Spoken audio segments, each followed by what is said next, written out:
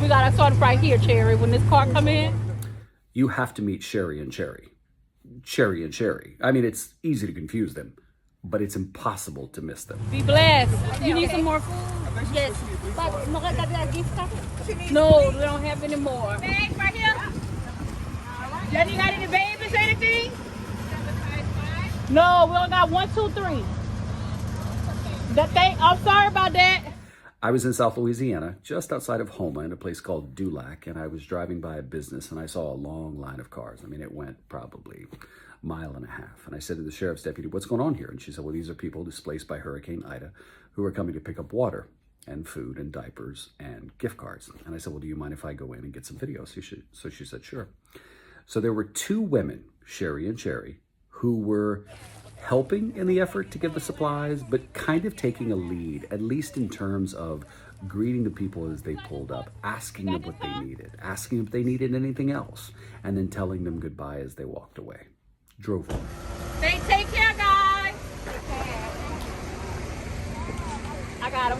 All right. So I tell them that I'm there to interview a man and his daughter who have been sleeping in their vehicle for several weeks. And they say, "Well, we want to bring him a gift card." And I said, "Oh, no, I'm not asking you to prioritize him over the people on the line. You know, you asked me why I'm here and I'm telling you." And they said, no, we want to bring it to him. So I said, "Okay, sure." So their car was about, 300 yards down the way. And I said, "Well, do you ladies want to follow me? I'm headed there." And they said, "Yes." And I said, "Would you like a ride to your car? I'll drive you." And they said, "Sure." So they get in the car. And of course, nosy me asks about them. And they just started talking. You just did. So, hi, I'm Cherry. Hi, I'm Sherry. And we are everybody's favorite twins. So They're definitely my favorite. keep going. So, everybody's favorite twins is a online digital platform that we host that we do to give back to our community, and we educate, engage, and empower. And how do people find you? You follow us on Instagram, Facebook, Twitter, and YouTube. And coming soon to podcasts. Yes. And we have a nonprofit that we do called Cherish. Have you caught it yet? CHSH. Cherish. Have y'all always finished each other's words? Yes. So we focus on community activism and being advocates, and also foster care advocates, because we were raised in foster care. That's how we got to Houma. Oh, yes. Wow. We spent 12 years in the Louisiana foster care system. Is that right? Yes, until we aged out. From 6 to 18. So you lived in foster care until you became adults? Yes, and we are also part of the 3%, which are 3% of foster children who own a post-secondary education. And we were one of the 3%. So if you know anything, in America, only 3% of former foster children have a higher education. Well, ladies, I'm very inspired. Yes. What is your education in? So my bachelor's is in government and criminal justice, and so I am currently the case manager of the Southeast Central Regional Reentry Center, which is assessing and giving people who are incarcerated the tools that they need post their release.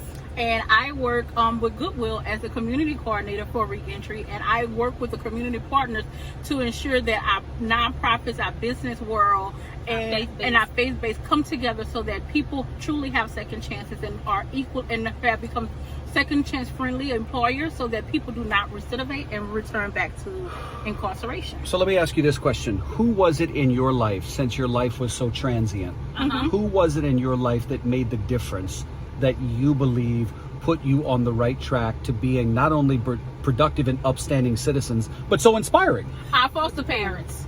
Actually, our foster mom, Louise Navy Wallace, who unfortunately passed away 2 years ago, January 2019, and our first foster family, Anna and Albert McMahon. So we have very unique foster care experiences where we only went to 2 foster homes. Now, we had some group homes, but we went to 2 foster homes where we stayed for the longest period of times, and they very much taught us. Our first foster family gave us our base, our foundation, which is faith, service, and God, and community. And then our second foster mom, she gave us that balance between life and God. They sent this photo of Louise Navy Wallace, and they wrote, "This was our second placement in foster care. Quote, we were up for adoption for many years. Once we were not adopted due to being too dark for our adoptive family. Our mom, Louise Wallace, decided she would be our long-term foster care placement. Cheryl Wilmore lived with her from 10 and a half to 18 years old. Cheryl Wilmore lived with her from 11 to 18 years old. We were separated for 1 year, but Louise Navy Wallace fought for us to live with her because she has a twin to Louise Navy. Louise was one of 3 sets of twins in her sibling group by her mother. Louise Navy Wallace is who we call Mom, and we were her children until her death in January of 2019. Yes. And so that's how we are so successful, because we were given a chance to be in homes by people, operated by women and men who loved what they did and who instilled in us to give back. If we could give back, if we could be philanthropists for our entire lives, we would. So we want to make enough money where we can be able to give back money. And also have a transitional home that is truly operational for foster children, where they it's like set it up like an apartment building where when they age out the system, Right. They go into an apartment building and they learn how to pay rent, they learn how to pay their bills, they learn about medical. That's someone teaching about cooking, someone who teaching them life skills, those things that you sometimes they're not taught at school, and they're sometimes taught at home. But they're more crucial skills. Those are your things that get you in the life, that get you where you go, right? The reason why we're having a conversation with you is because of our personality and how you meet people, right? And sometimes those things, you can learn them later in life, but sometimes they're a little bit more difficult to get. So when you're in that critical age of coming into adulthood, and when you need those crucial skills that make you who you are, right? Those soft skills. Those skills that sometimes people say money, but likability goes a long way. When people like you, because you are a likable person, that takes you sometimes further than even your title or your position or education, whatever brings you. You are so right. So those things that we want to have. So, and then truly teach them what it's like to be an adult, because they don't truly have families or parents to teach them that. Do you plan to start your own families? Yes, but maybe not the traditional. I am looking for a husband in 2021. So I am on a mission to find a husband. Okay. But I always wanted to adopt. Yes. Okay. And we have our little brother that we raised. Our mom, who we told you about, she actually adopted 3 children. Other than us. So her children go from 63 to 18. And so when she passed, she had a 15-year-old child who was our little brother. And so we took him in, and so that has been our life. And we love being a big sister / parents to him. Yes. I'm so glad y'all are in the world. I'm so glad you are in the world, because we all play our roles, right? The world, sometimes we think people say it's 6 degrees of separation, but sometimes it's closer than that. Everyone have their own role to play. It's like a basketball team, but when we all play together, we win the game. Right? We can't have 5 point guards, and we can't have 5 centers.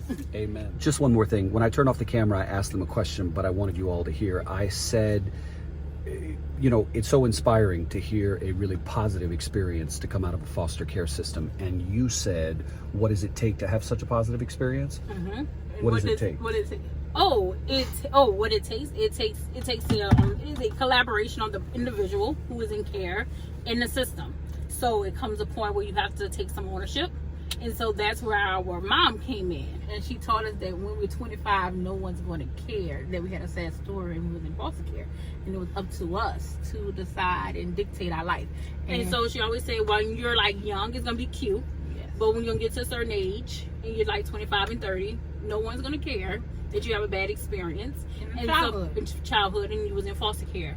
And so she taught us that foster care was a chapter of our story and not the book. And so we had to learn that we had to take ownership of how we presented ourselves and our story in foster care. And so while it is not always easy, we had to say that while we were children, we did not control what adults did. But as adults, we have the control. And so we had to take control and ownership of how we felt in our life. And so that's why we don't have chips on our shoulders. And that's why we smile and we have fun and we laugh. And it's not to negate the negative, it's just that it is putting it in perspective and balance. And so choosing your destiny. Yes. Sherry and Cherry, y'all. Yes.